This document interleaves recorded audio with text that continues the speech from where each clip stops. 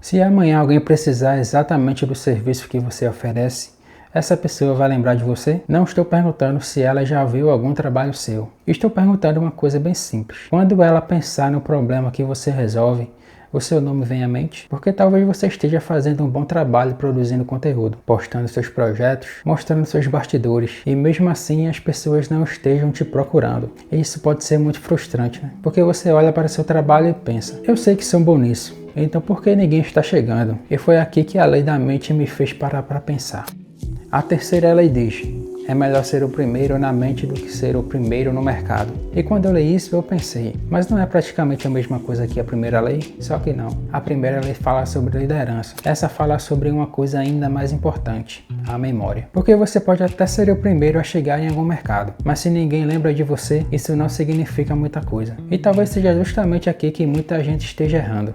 Pense em uma situação bem simples. Uma clínica decide melhorar os vídeos. Ela não vai abrir o Instagram e começar a pesquisar 200 filmmakers. Provavelmente ela vai lembrar de 2, talvez 3. Essas pessoas não necessariamente são melhores profissionais, mas elas estão na cabeça daquela pessoa. E quando surgir a necessidade, elas aparecem. E é aí que eu acho que conteúdo começa a ficar muito mais interessante. Porque durante muito tempo eu também enxergava conteúdo como uma coisa muito imediata. Você posta um vídeo e espera alguma coisa acontecer. Um cliente, uma mensagem, um orçamento, e quando isso não acontece, você pensa, isso não funcionou. Só que talvez você esteja medindo a coisa errada. Porque às vezes uma pessoa vê o seu vídeo hoje e não precisa de você. Ela vê outro daqui a uma semana e ainda não precisa. Depois vê mais um e mais outro, até que um dia ela precisa exatamente daquilo que você faz. E nesse momento, ela lembra de você. É quase como se todo aquele conteúdo anterior viesse preparando o terreno. E isso muda completamente a forma como eu vejo posicionamento.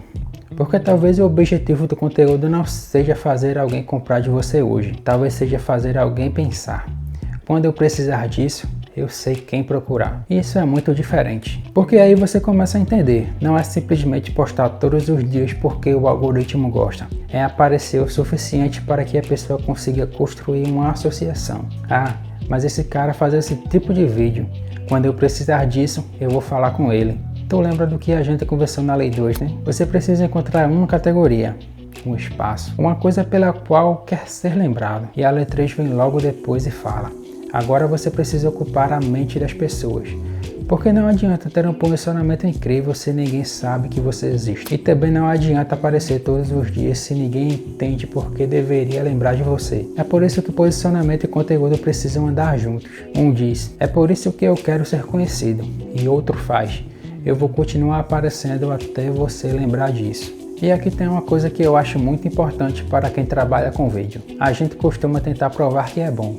Mostra o vídeo bonito, mostra a câmera, o drone, mostra aquele colo, e tudo isso é legal e eu também faço. Mas existe uma pergunta que talvez seja a mais importante. O que a pessoa vai lembrar de você depois que fechar o Instagram? Porque ela não vai lembrar de tudo, ela não vai lembrar de cada vídeo.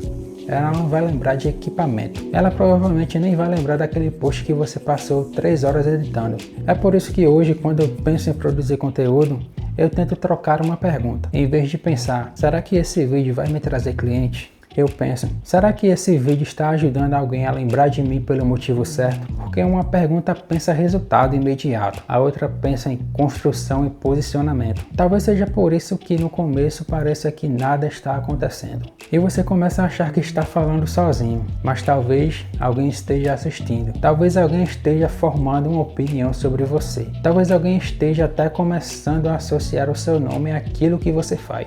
E daqui a 3 meses, quando surgir uma necessidade, essa pessoa pode lembrar. Então, se você está fazendo um bom trabalho, mas ninguém está te procurando, talvez a pergunta não seja, será que eu sou bom o suficiente? Talvez seja esta. Será que eu estou presente o suficiente na cabeça das pessoas certas? Porque são problemas completamente diferentes e cada uma precisa de uma solução diferente. Essa foi a terceira lei. É melhor ser o primeiro na mente do que ser o primeiro no mercado.